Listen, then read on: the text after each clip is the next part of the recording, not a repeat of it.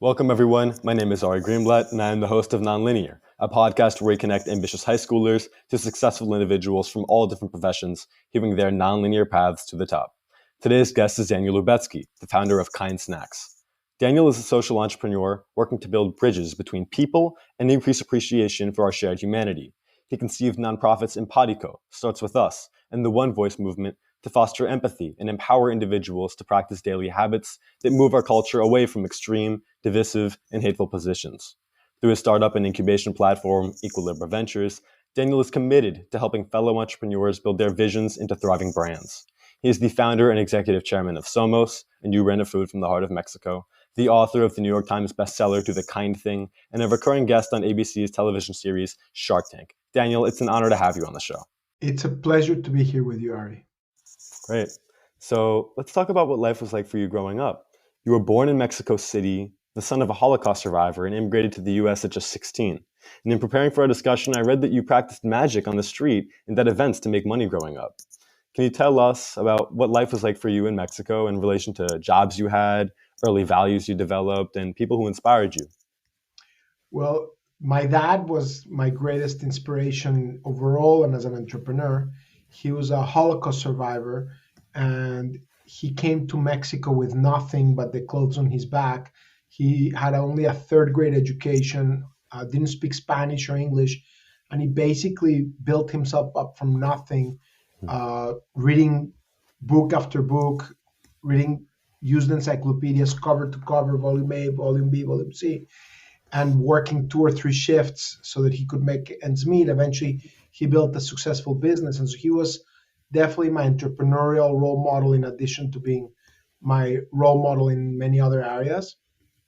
And I do not know why I wanted to be a business person and to provide for myself from a very early age.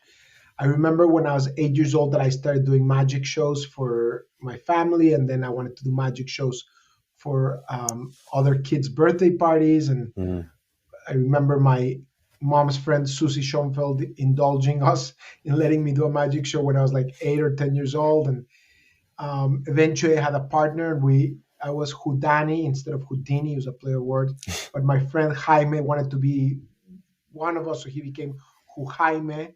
So it was the great Houdinis, Houdini and Jaime. And we did, magic shows in department stores and in bar mitzvahs and weddings and schools. And we went to hospitals and did pro bono work as kids.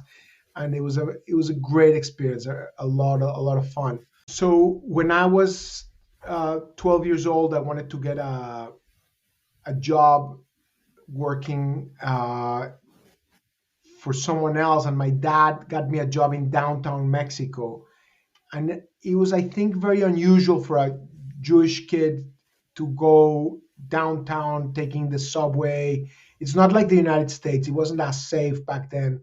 But I pushed and pushed and pushed, and so I would go all the way downtown, and I worked for a textile company, and they would make me carry these big telares, these big things of rolls of textiles in the heat of the Mexico City summer.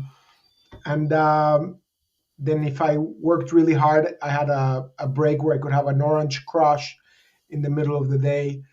And I worked the cash machine to get people that paid. And looking back, it was clearly a favor that they did to my dad that they let me work there. But I did my best to work really, really, really hard and to earn it. And it was a interesting formative experience. Now, going on the bus leading to the subway, I once was standing up, and right in front of me, I heard people having a conversation where they were talking about Jewish people. And they talked about how Jews had horns. And I was right behind them listening to this incredibly ignorant conversation. And I was very saddened and shocked to hear that they thought Jews had horns. And I came home and I talked to my parents about it, I think. but it certainly is one of those formative influences that I remember till now. You know, I'm 53 now, so 41 years ago. And it's one of those things that made me think, wow, it really is important for me to build bridges and for people to discover my humanity and for me to discover others' humanity. So, what happened to my father, who was a Holocaust survivor, who was liberated by American soldiers from a concentration camp, won't happen again to others. Hmm. I think we're going to get into more of that later on in the interview when I ask you about peace works. But so, can you tell me more specifically about your immigration experience? I come from a family of immigrants. I know you do too, and you immigrated yourself. So, could you tell me about what your experience was like coming to America and your first impressions? So, first of all, for a 15-year-old Mexican kid to come to the United States in 1984, it was like going into an amusement park. You know,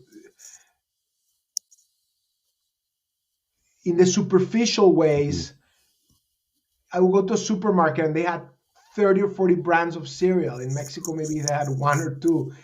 Everything was like so much more fun, but also they had rule of law, they had freedom. I was stunned in high school and in college when I would hear people criticizing the US president, or when I was watching late night TV and I would hear them making fun of the president. And I was uncomfortable with it. And I only later realized that the reason I was uncomfortable is that for the 15 first years of my life, you wouldn't do that. You wouldn't criticize the president because you'd end up in jail.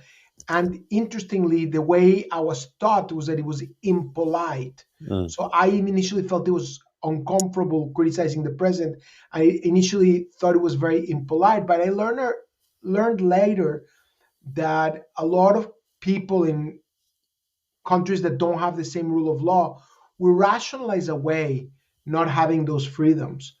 So I really, really cherish and value that in the United States you can Hmm. uh, speak freely and not worry that you're going to be landing in jail. And I also appreciated that I would see how Republicans and Democrats would engage in fierce debates, but then they would go to dinner together and they would be very good friends. And it's something that I'm sad that I've seen has been lost from our society, or is increasingly in danger, where now you assume the other side of the aisle to be your enemy. Hmm. It's very problematic to me. Yeah, I totally agree with that. We need much more unity in our country. As you think about your career, how did moving to the U.S. shape you, and what advice would you give to your high school self? Because you went through high school just being newly immigrated into the U.S. I would not be the best person to give high advice to any high schooler because I was not a very good student. I, you know, did not give it my best. Only once I got to college did I find out how to be intellectually stimulated, and then I was going above and beyond.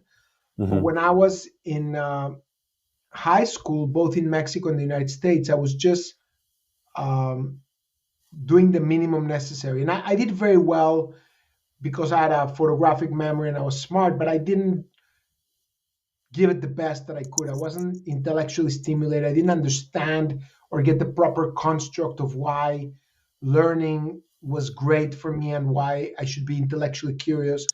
And it's interesting because I consider myself one of the most curious people I know. Hmm. And in modern day, in my currently and even whenever I remember, I've always been a very curious person, but I didn't connect the dots when I was in high school that I should be hungry for learning. Um, but I did well, and part of me thinks that at least I didn't burn out early because then by the time I got to college and law school, I was really, really driven and motivated. And sometimes I think that it's good that kids don't burn themselves out when in high school, but maybe it's a rationalization. Hmm. But I did do. Did you ever watch the movie Rushmore, Ari? I actually haven't. No. You should watch it. It's really funny. But it's this guy that has 1,000 hobbies and he invents all sorts of clubs. And but he's very quirky and he's a real nerd, so I shouldn't compare myself to him. But I was like that guy in the sense that I was like, once I discovered, I was studying businesses when I was in the United States. I couldn't hold a job because I didn't have a permit, but I was able to start a business. So I started a business and I was selling watches and all sorts of uh, junkets in flea markets, and then I eventually opened kiosks in shopping malls, and then I had a network of student representatives in college that would work the booths in the shopping malls for Hmm. my company, the Lecky Times, and so I was a self-starter, but only in the areas that I was passionate about. And you, so how did you get into watch making and a watch business? Just like specifically watches. So partly because I couldn't get a job, and necessity is the mother of invention. I was not allowed to be a waiter. Who knows if I would have had the permit to be a waiter, if I would have then had the incentive to be an entrepreneur, but I couldn't do it. I started a lawn mowing business, even though I didn't have a lawnmower. So I would ask the neighbors to lend me theirs. Um, but but the watches was thanks to my dad because he was in the watch business. And when I told him I wanted to start a business, he helped me out and he helped me buy watches from his company. And then I would then resell them and build my business from them. Hmm. I want to shift this conversation a little bit back, or a little bit towards Peaceworks and the work that you did there. So you created a company not with the idea to make money in mind, but more so to help solve a problem, and that being the Israeli-Palestinian conflict. And I'm just assuming, and you could confirm, that this was because you're a passionate Zionist and because your father immigrated, like, and was a Holocaust survivor. And but at the time, uh, creating a company just to do and just to solve a problem was very unheard of. Why did you feel like business could solve such significant problems? But first of all, Larry, it's not accurate that I created not to make money. It was I created to make money and to try to address conflict resolution in the Mm-hmm. Middle East. So it had the theory of and. And how I came up with that idea is that when I was in college at Trinity University, I wrote my thesis on the influence of economics in resolving the Arab Israeli conflict. And just as I told you earlier that I was not very intellectually curious, once I chose that topic, I became very intellectually curious. It was a 268-page thesis. I read hundreds of books as I prepared for it. And that was the moment when I became very, very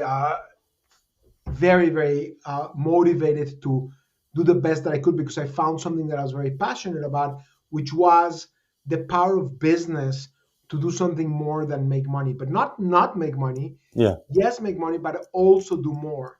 And the concept of Peaceworks is, and the theory of economic cooperation is that if you trade with one another and Mm-hmm. you work with someone across the lines of difference, first of all, as you interact with them, you shatter cultural stereotypes. You're breaking bread with them, you're getting to know them, you humanize the other. And then also, as you're gaining vested interests in making money together, you then cement those relationships because you don't want, you want to be able to continue working together and mutually benefiting from those arrangements. So that's the theory of economic cooperation. Also, the more that society benefits from the more that people have a stake in that system and want to preserve that system, which is the why uh, it's less likely that democracies that are doing a lot of business together will go into conflict with one another. Mm-hmm. And the model came to me by luck. I mean, I after I wrote my college thesis, I went to law school at Stanford, but I kept writing about this topic, and I wrote a legislative proposal encouraging American companies to be the catalyst for ventures between Arabs and Israelis. And then I went to the Middle East trying to consult and convince companies to do that, and they all were like, "Who's this confused Mexican Jew trying to tell me how to do business with my neighbors?" And nobody wanted to be consulted to. So I had the idea to start it myself, and that's how Peaceworks was born. So it's not like back then, to your point, the concept of social enterprises really, Mhm. that language didn't exist. I invented the term not only for profit Yeah. because there was no language. Words like social capitalism and social entrepreneur and all those terminologies that we use today didn't exist back in the 90s. So we were just building it and figuring it out as we did so. Wow. And that, well, you did the same thing with Kind also, or you did a similar thing with the enterprise model. And I also want to talk about Kind. Kind bars and products are found everywhere I shop. So whether it's grocery stores, gas stations, anywhere.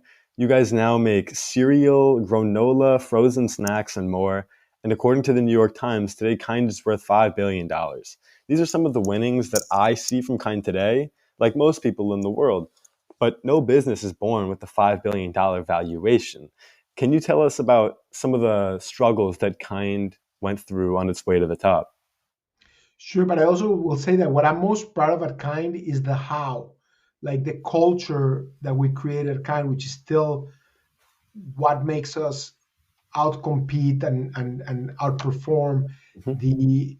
the way we treat our team members and our suppliers and each other, and we strive to not just achieve a lot, but how we achieve it, try to do it with respect. And we're perfectly human and make mistakes along the way, but it's a really really cool culture where there's no hierarchy.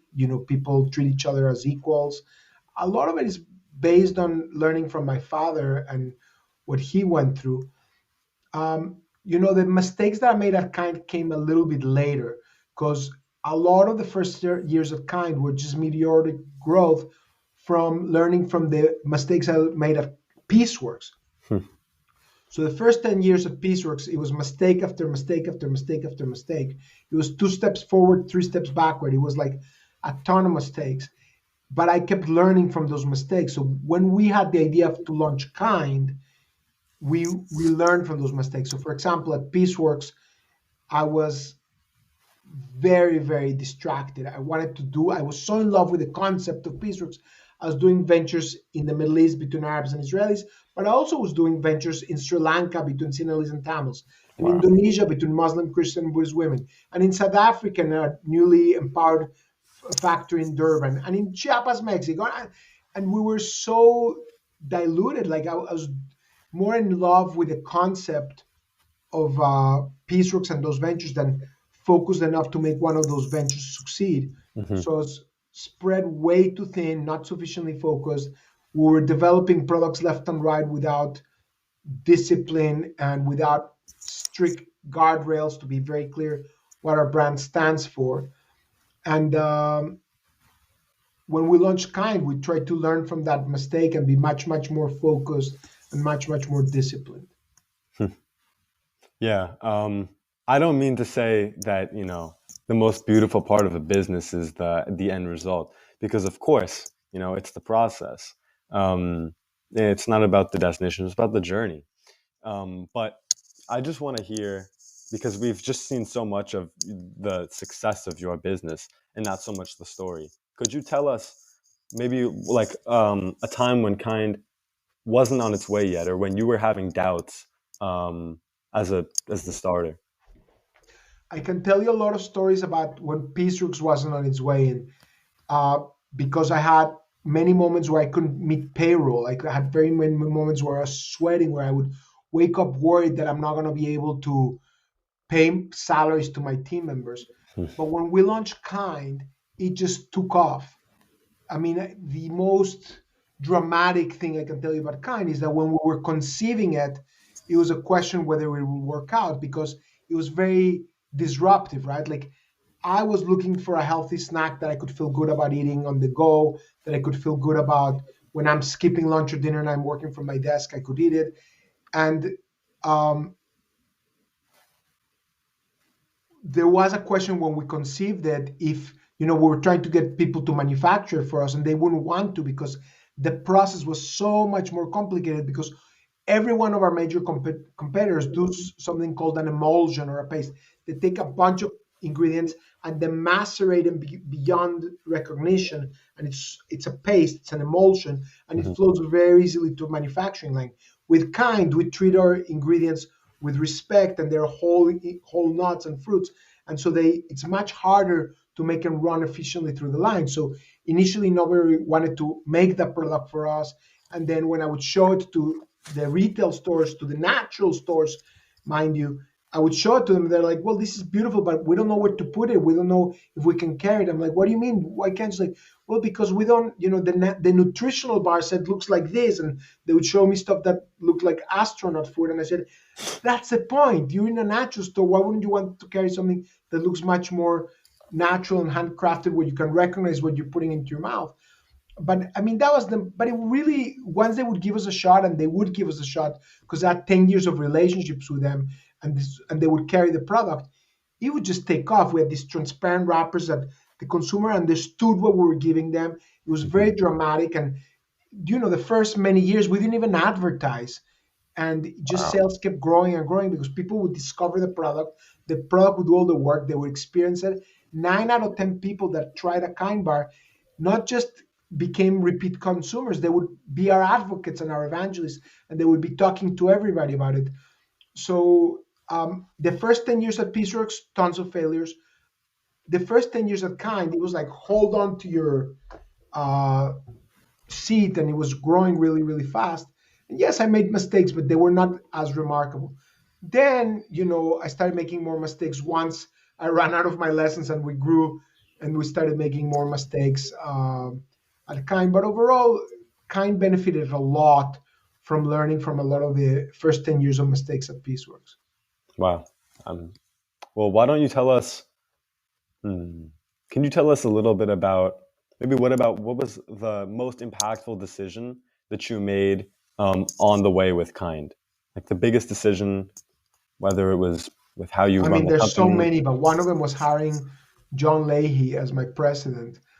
I, as an entrepreneur that had done things, I guess there's a few. It was all about investing in sampling product and investing in people. Because after 10 years of running Peaceworks, the good thing about Peaceworks is that it taught me to protect every cent and to not waste. The bad thing about those 10 years is that it made me protect every cent and not invest. And what I learned later is the difference between an expense and an investment. It's easier Mhm. to say than to do, but a lot of companies are very wasteful and they're just spending money without respecting it. But then what I was doing is being overly scarce, where I was not wasting, but also not investing. The right balance is to be resourceful and to don't do things that are wasteful, but learn when it's worth investing. And so, for example, with Kind, 9 out of 10 people, like I told you, would try a Kind bar and they would become repeat customers. It would pay for itself to give a free Kind bar to anybody, because within a month or two they had bought enough Kind bars that it was worth gifting the Kind bars to whoever would try them. But Mhm. I hadn't thought about that. I saw um, giving out Kind bars as an expense, because I had treated it as expense for the prior 10 years when I was like barely making ends meet. So I learned to invest in letting people try our product once you've developed the right mousetrap. And similarly, I was talking about John Leahy. I learned to bring in incredible mentors and partners. John was very complimentary to me, very different to me. He was an incredible president to the company, and he helped me grow the company from 20 million to half a billion, or maybe more. He was just probably the most important person at Kind, besides Ellie Lanning. Ellie Lanning was also an incredible team member. She joined as head of our communications team, and she told me, I saw you smile. I Yeah. just remembered you met her recently, and she was like incredible, and she just became my chief of staff and head of marketing and helped me build the e-commerce team. But I would just attract amazing people. What I learned is to not be afraid to find the most excellent people in the world. It's easier said than done, but entrepreneurs can be intimidated by excellence. and we need to learn to be excited about excellence. And we want people to outperform us. We want them to be the best they can be in their areas of expertise. Hmm. But in my Peace Works years, I'm not so sure I was ready for that. I mean, nobody wanted to come work with me anyway, but even if they would, it takes a while for you to learn to have enough self-confidence to want people that are better than you. And Yeah. that's one of the keys to Kind, that we brought incredible people all throughout our history until today. That we really, one of the mantras at Kind is that if you're leaving, you need to leave it better than you found it. So you need to replace yourself with somebody that you consider to be stronger than you. And that's kind of like the culture that we're trying to create. That's an amazing culture and an amazing like just value in general to have. Yeah, not being afraid of people that are better than you and welcoming them to your team. I mean, it's very admirable. Um, in addition to that, and some of the other values of respect that you've talked about throughout this interview, could you tell us a different value that you think has really influenced your career and that you've brought through throughout your entire life thus far? I mean, I think the most important thing is the how, you know, doing things with integrity, being a mensch. You know what is a mensch? Of course. A mensch is it's a human being, a person, a gentleman, but it's a person that does the right thing when nobody's watching. That's how I would define what a mensch is or what integrity is. A person of integrity that does the right thing even if nobody's watching. And I'm definitely not perfect. And last night I was very tired and I was cranky and not patient enough with my kids. And I analyze myself all the time about the things that I could do better. But I really aspire to follow my dad and my mom's lessons of being a person of high integrity, and my grandparents. It was very important for my grandparents that we treat everybody as equals and with high integrity. And that's why I aspire to. And that's what, for me, part of the reason Kind succeeded and is succeeding is because we really brought a lot of those values into creating an ecosystem where people felt that sense of ownership and that commitment. Hmm. Yeah, I think those are all really good values. Being a mensch and just doing the right thing. And I also really like what you said about analyzing yourself. I think that's a really important thing. Um, just understanding the reason why you do things, and wanting to improve. That general attitude. Well, they're two separate, very important things. One is to understanding the why Uh-huh. is about finding purpose, right? It's to find what really, really gives you meaning and purpose. Because if then nobody's gonna be able to stop you, Ari. So one of the conversations you need to have with yourself, and it's a hard conversation, so much easier to just watch a TikTok. But if you force yourself to talk to yourself and understand yourself and learn what you care about, you're much more likely to find meaning and to be passionate about the stuff you do. And then separately, how you do it, not the why only, but the how, is the introspection of being self-critical and thinking and evaluating yourself like, oh, what could I have done better? How could I improve? And then there's the opposite of that, which is when you're not doing too well, be forgiving of yourself, because those of us that are very introspective can also be very tough on ourselves. And it's also important that you not be hitting yourself on the head all the time about like, oh, I did this wrong. Okay, be introspective, absorb the lesson, then move on. Dust yourself off and move on. Don't be berating yourself too much, particularly when you're down or when your team is down. Is it time to cheer up? And then when everything is going well, try to be a little bit more self-critical, understand how you can grow. Hmm. Yeah, I totally agree with that. Um, I want to shift the interview a little bit more um, towards you and entrepreneurship and social entrepreneurship again. So your career revolves a lot around using business to solve problems, and it's work. But these past few years have taught me that entrepreneurship isn't the only way to solve problems. These years have shown me the importance of doctors in the age of COVID, of good political leaders in both the US and abroad, and the value of activists fighting for rights and even against global warming.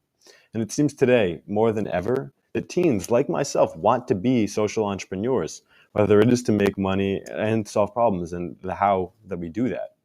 But the reality is some 90 to 95% of startups fail. And I'm going to push you here a little bit as a host of Shark Tank. In a time as vital as the present, are more entrepreneurs really what the world needs? Yeah, for me, there's no doubt that entrepreneurship is incredible and it's the best way to solve problems. But you're right, not everybody's meant to be an entrepreneur. And there's also incredible other ways to address problems in society. So, my wife is a doctor. She is incredible and she risks her life and does things that I couldn't do. She's incredibly courageous and amazing. So, yes, I do think that there's many, many other amazing fields that add enormous value to society. The reason I like entrepreneurship, particularly social entrepreneurship, is because you're solving problems in scalable and sustainable ways. And the world that you, Ari, and my kids and other young people are inheriting has so many huge challenges, right? Like Mhm. climate change and resource scarcity and plastic in our oceans and all of this nuclear proliferation and all of this uh, fighting and racism. And we could keep going on about very, very, very serious problems. And while there's many ways to tackle them, if you're able to use the power of market forces, it's incredible because then you can scale in a sustainable way and Mhm. grow much faster in tackling those things. So if there's authenticity of purpose and you're able to create a business model to tackle a problem in society, it's very, very rewarding to try to do so, like Peace Works that was making money while bringing neighbors to work together and so on and so forth. Thank you, Daniel, for sharing your insights and your advice and experiences with all of us. Ari, thank you. You're an inspiration. I love your energy and I wish you only incredible success. Thank you so much, Daniel.